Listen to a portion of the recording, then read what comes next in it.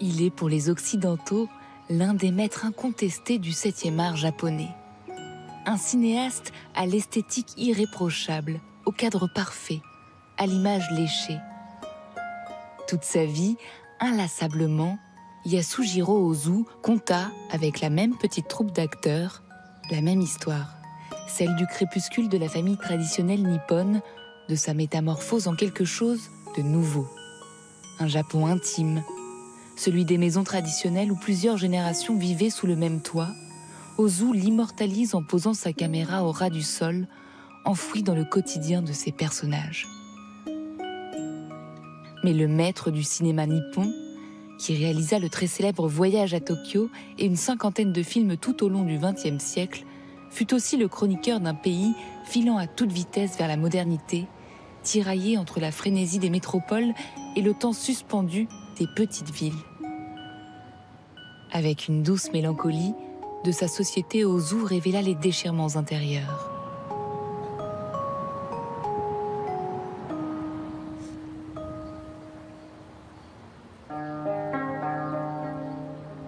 Il lui fallait une petite ville de province, loin, très loin de Tokyo.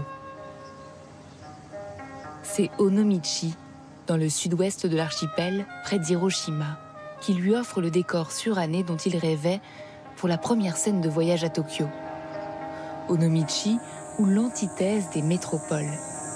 Ici, aucune effervescence, aucun bouillonnement, juste le charme du Japon d'autrefois.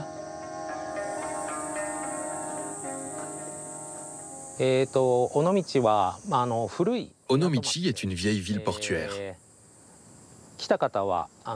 Ceux qui viennent ici sont généralement surpris par plusieurs choses. D'abord, les montagnes et les rues en pente, qui se poursuivent quasiment jusqu'à la mer. À Tokyo, le métro suit des horaires millimétrés à la minute, et tout le monde se déplace en fonction. Mais à Onomichi, le train circule différemment. Le ferry qui se rend à l'île d'en face part seulement lorsqu'il y a assez de gens sur le bateau. En fait, il n'y a pas d'horaire planifié, et le temps s'écoule doucement. J'aime beaucoup le charme de cette ville.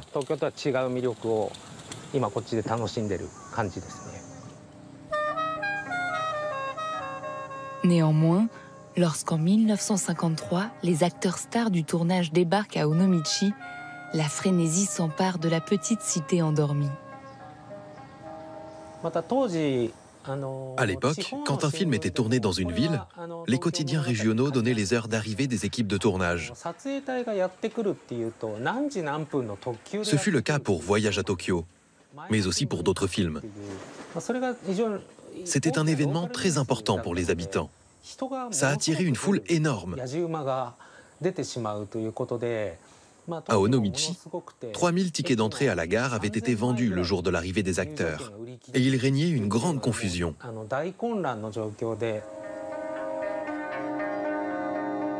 Les 5 premiers plans du film suffisent à immortaliser la petite ville.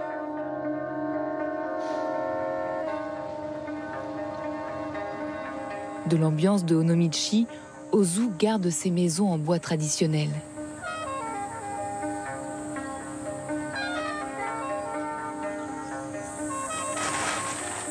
Secrètes, intimes, elles sont ouvertes vers l'extérieur grâce à ses paravents. Le monde comme toile de fond.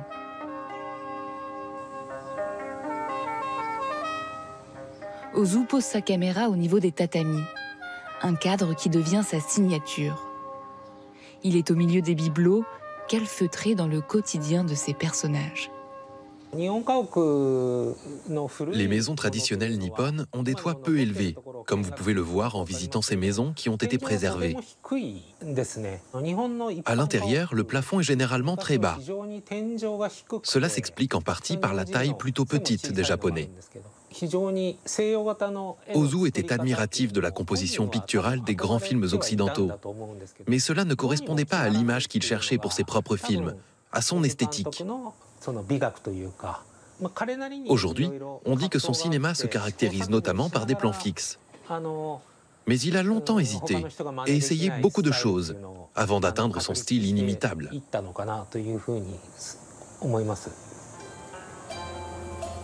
Sayonara Onomichi et Bonjour Tokyo. C'est ce chemin que font les protagonistes de Voyage à Tokyo, un couple de retraités qui rend visite à ses enfants. Mais première surprise, c'est dans la banlieue qu'ils vivent. Ozu lui-même est né dans un vieux quartier de l'est de Tokyo.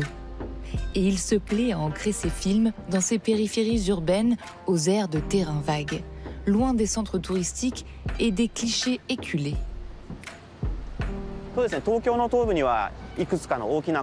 Dans la partie est de Tokyo, il y a quelques grandes rivières dont le lit est assez large. Beaucoup d'habitants utilisent ces espaces pour faire du sport, courir, promener leurs chiens. Pour eux, c'est un espace de loisirs.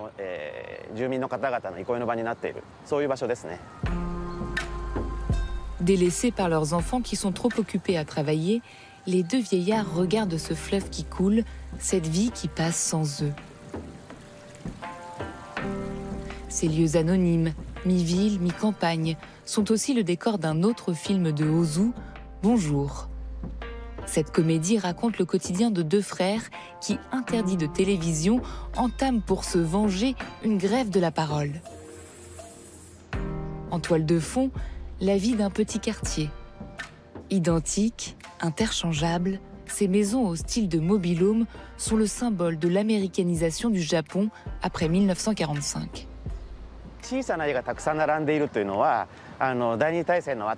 De nombreuses petites maisons sont filmées dans cette œuvre.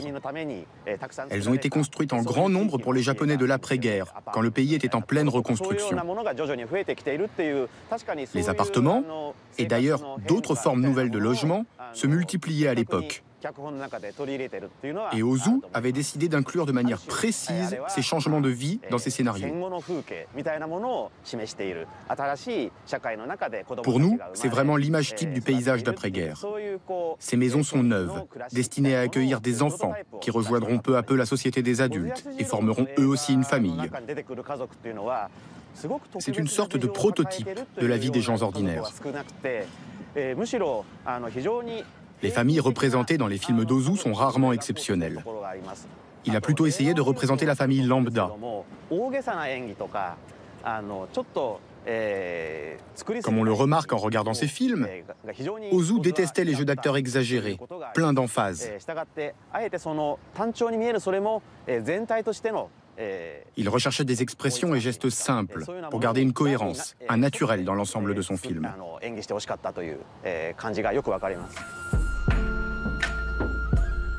Un cinéma sans effet, dépouillé mais proche de son temps, par cette attention permanente aux détails insignifiants de la vie. Ce sont les choses inutiles qui rendent la vie aimable.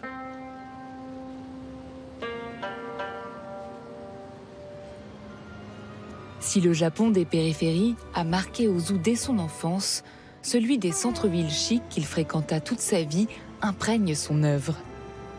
En particulier le quartier de Ginza, les Champs-Élysées tokyoïtes.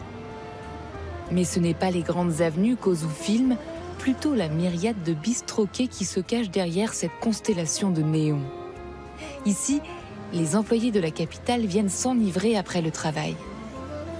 Un Japon loufoque et souterrain qui encore aujourd'hui conserve un charme vintage.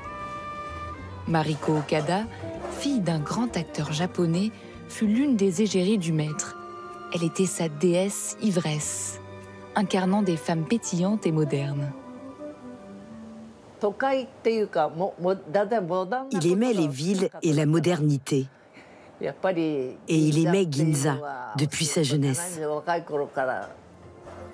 Dans Le goût du saké, son dernier film sorti en 1962, les cadres très harmonieux des maisons traditionnelles cèdent la place à des comptoirs horizontaux de style occidental où les personnages s'assoient à une hauteur étrangère à la culture nippone.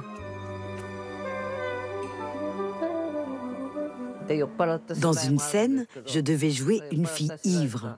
Il m'a dit « C'est très bien joué. Tu avais vraiment bu avant de venir, n'est-ce pas ?» Il me faisait ce genre de blague. Il y avait des acteurs qui buvaient avant de tourner? Non. On commençait à 9 h du matin. C'était très fatigant. En plus, les scènes d'ivresse étaient tournées en premier le matin. C'était pas facile comme horaire pour de telles scènes. Avant tout, Ozu lui-même aimait bien boire. Un jour, on est allé manger ensemble à Yokohama. Puis on est parti dans une salle de danse et on a dansé ensemble. C'est mon plus beau souvenir avec lui. Je me sentais bien et Monsieur Ozu était charmant. Ce n'était plus le réalisateur que je connaissais. Je le voyais comme un homme. S'il avait été plus jeune, j'en serais sûrement tombée amoureuse. S'il est une ville qu'Ozu a chérie, c'est Kamakura, à 1 heure au sud de Tokyo.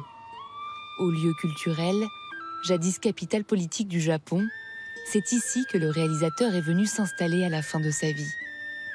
La ville est le berceau de la culture bouddhiste zen, comme en témoigne son imperturbable Bouddha de bronze de 11 mètres de haut, le 2e plus grand Bouddha assis du Japon. Pour certains critiques européens, qui comme Gilles Deleuze redécouvriront Ozu après sa mort, cet esprit méditatif imprégnerait ses films, comparés à de véritables compositions zen pour leur plan fixe, la précision des cadres et le jeu des lignes. Les films d'Ozu sont des films où la caméra, on sait, est fixe et où on est dans une position de contemplation, finalement. Chaque image parle. La psychologie des personnages ne passe pas par la parole. Elle passe par leurs gestes. Quand le spectateur est devant un film d'Ozu, il regarde le film ici et maintenant. Il n'y a pas de discours, il y a des gestes, il y a des mises en scène. Les personnages sont disposés de telle ou telle façon, un peu comme la cérémonie du thé. Loin de la dramaturgie américaine, alternant climax et scènes d'action, le monde d'Ozu est fait de silence, de vide et de plein. C'est toujours des sentiments en nuances. Il ne fera jamais de films comme les Occidentaux qui vont appuyer sur soit le tragique, le dramatique. Il va exprimer ce sentiment de mélancolie, très japonais encore une fois. Une tristesse qui n'est donc pas la mélancolie noire des Occidentaux, mais plutôt le charme triste des choses. Une tristesse plus banale. Dans ce cimetière de Kamakura, ce sentiment est gravé sur la stèle du maître Ozu qui disparut d'un cancer le jour de ses 60 ans. Un simple caractère qui signifie néant ou rien. L'idée que les hommes, comme les films, finissent par disparaître.